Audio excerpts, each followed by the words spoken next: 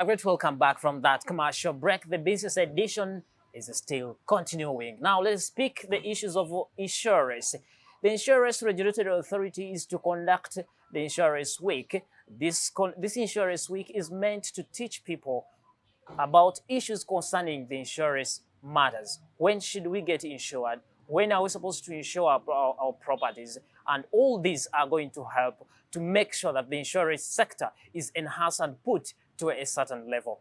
Our reporter Naomi Mtumba was on top of this very story, and let us see what she had to compile for us in as far as the insurance sector is concerned.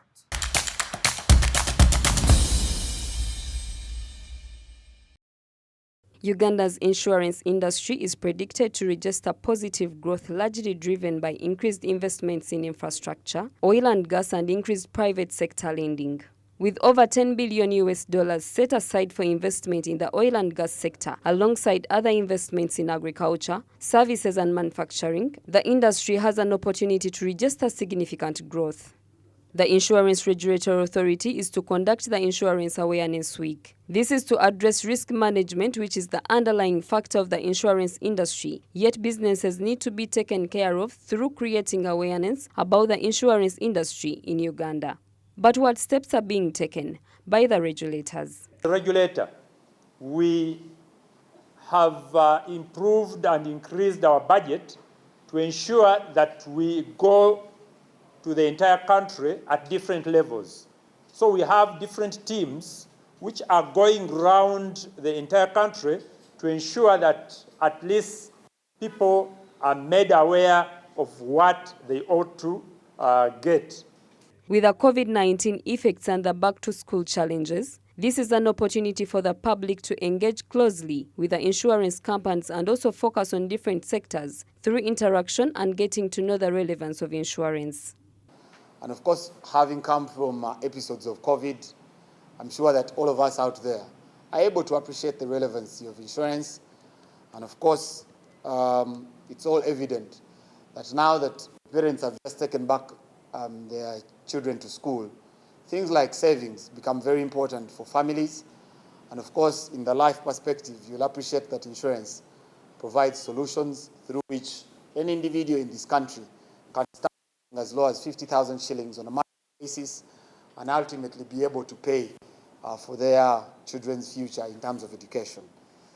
So this will give us an opportunity to engage the public, but also to listen, because as the Insurance Training College, our mandate is to professionalize all the people or all the employees who work within the insurance sector.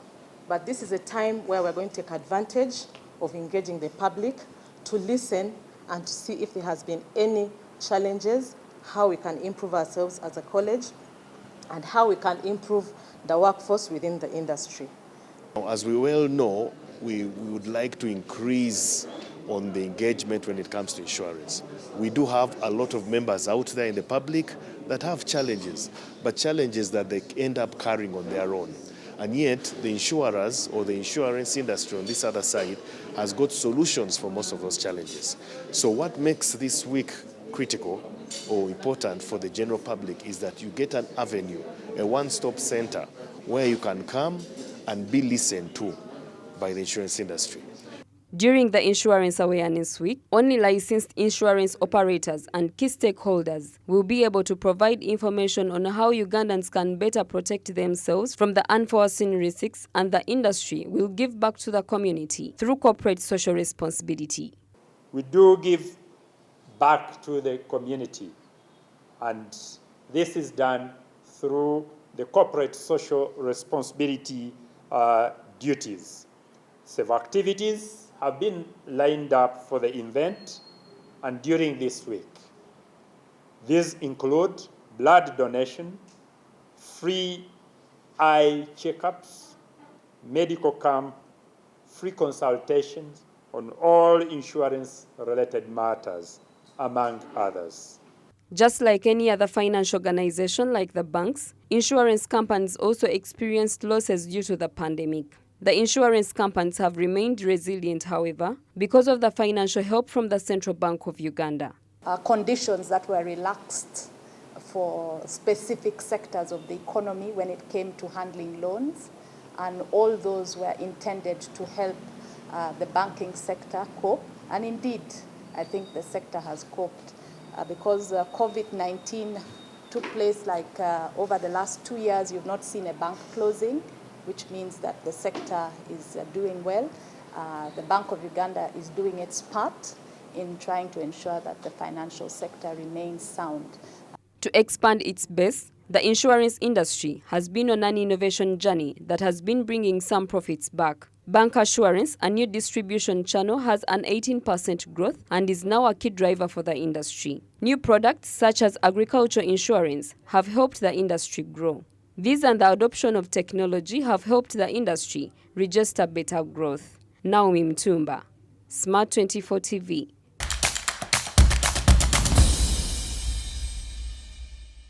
Yeah, that's all about the insurance sector in Uganda. By the way, it's very important to make sure that every Ugandan has this insurance. You never know what may happen to your product. So if you get an accident, if you get any accident or somewhere else, if your car is insured, then that means you'll be ready for money and you can revive your car back.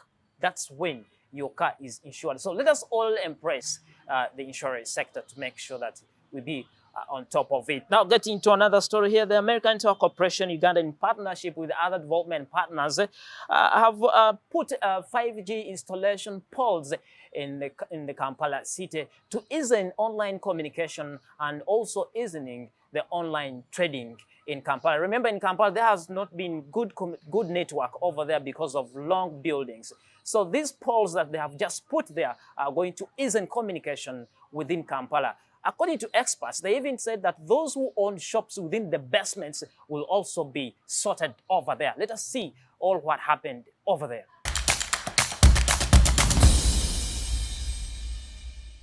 According to Kampala Capital City strategic goal, by June 2025, Kampala will be an inclusive, resilient and well-planned city that provides economic growth. In a similar effort, American Tower Corporation Uganda, in conjunction with other development partners, has launched 5G smart poles to lower economic costs in Kampala City. According to Dorothy Semanda, the executive director of American Tower Corporation Uganda, these poles will soften communication and enhance online trading. So it is small, so you can fit it in small areas, and it will support people who are here that are doing online sales because the experience is a lot faster. The data quality supports them to post pictures in a way that is quick, and they can get a faster customer response. Engineer David Luimbazi, the Deputy Executive Director of Kampala Capital City Authority, says that the airwaves have always been disrupted by long buildings, adding that these poles are a game changer because those who own shops in the basements will also be sorted. The buildings disrupt the movement of the airwaves. So, and even the walls of the buildings disrupt the transmission in the buildings. So online trade has been affected adversely. Now with this installation of the smart poles, the penetration, when you come downtown, you don't suffer network issues. You're able to maintain connectivity, you still have the network bars that you should have, and you can actually hold Zoom meetings, do online sales. Which activities are important? When asked if this scheme was intended only for Kampala City, they responded that they are in contact with other cities and intended to expand the infrastructure. And outside Kampala, we're already working with other cities, and the plan is for us to do this across Uganda. In built-up areas, people who are working in basements, people who are working in arcades have previously complained of poor network. They are not able to send emails, they are not able to make calls. We heard your cries, and today we are here with ATC to make sure that we put those cries to rest. We have been able to install about 6 of them along Rome Street in Chikubo to ensure that the people who are trading, they are supported the same way as people who are in other areas that are not built up. In the city, there are numerous communication systems, including mail, the internet, and the telephone. If any of them are disrupted due to lack of supporting infrastructure, daily online sales are also impacted.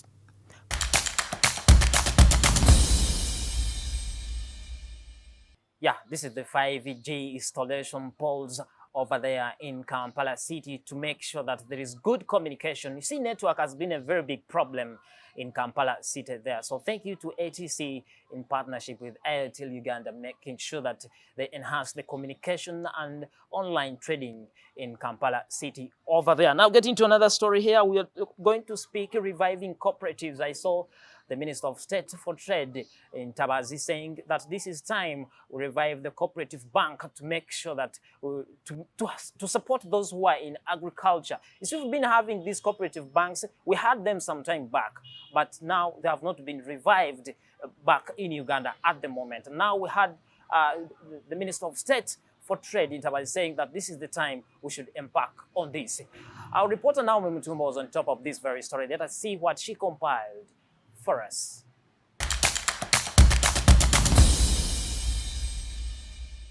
The cooperative movement in Uganda may be traced back to the 1920s when farmer associations functioned underground because the colonial authority deemed the development of cooperatives to be premature and had implemented regulations making it an offense for any financial institution to lend money to an African farmer. The cooperative ordinance to authorize their operations was not passed until 1946.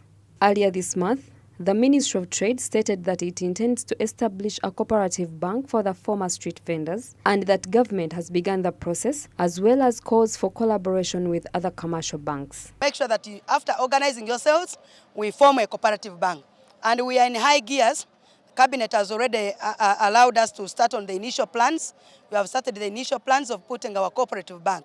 Of course, we have resistance here and there because other banks, which are other international banks, may have a problem with the cooperative bank because this is the voice of the people. If we brought all the cooperatives in one bank and we have the capacity, we shall liquidate other banks and they will end up not in business. So we are trying to negotiate with them on how to work together because what we know, the cooperative bank must be in place. Start a bank that will be sustainable because we are avoiding future mistakes like it was assumed if it was there. We are trying to avoid that.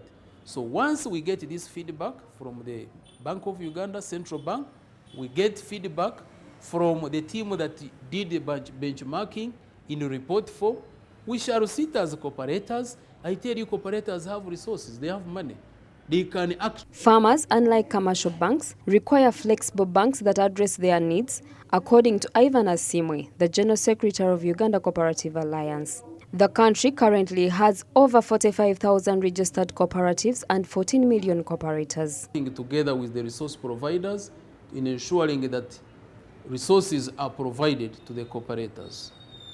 And here when we are talking of the cooperatives in the country, where we talk of the UCA being an apex body, we are generally talking about over 45,000 registered cooperatives, serving over 14 million Ugandans. The cooperative bank may very well be re-established if Ugandans are sufficiently made aware of its existence. But what are the requirements for structuring a cooperative bank? The coffee farmers come together.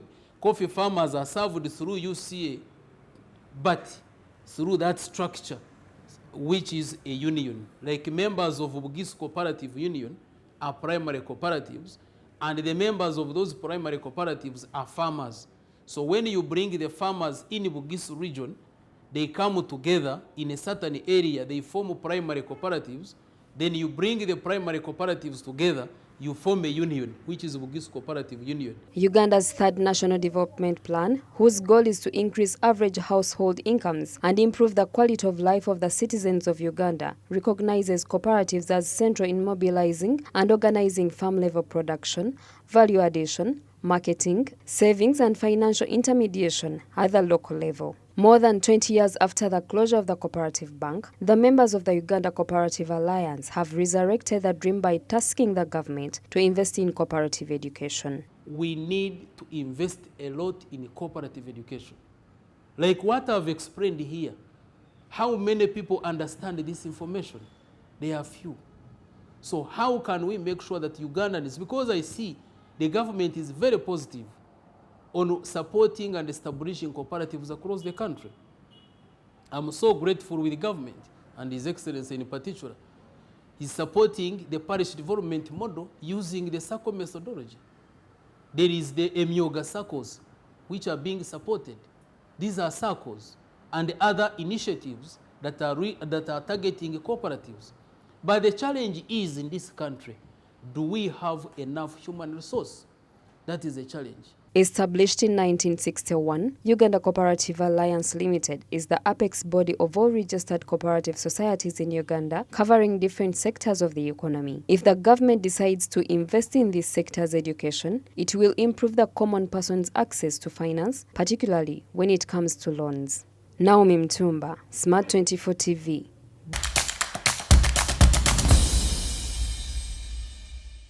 Yeah, that's Naomi Mtumba who compiled that story for us. But additionally, even government was also tasked to invest more on cooperative education. Now we'll be going in for a short commercial break. When I come back, more of the stories will be coming up on your way. This is the Business Edition.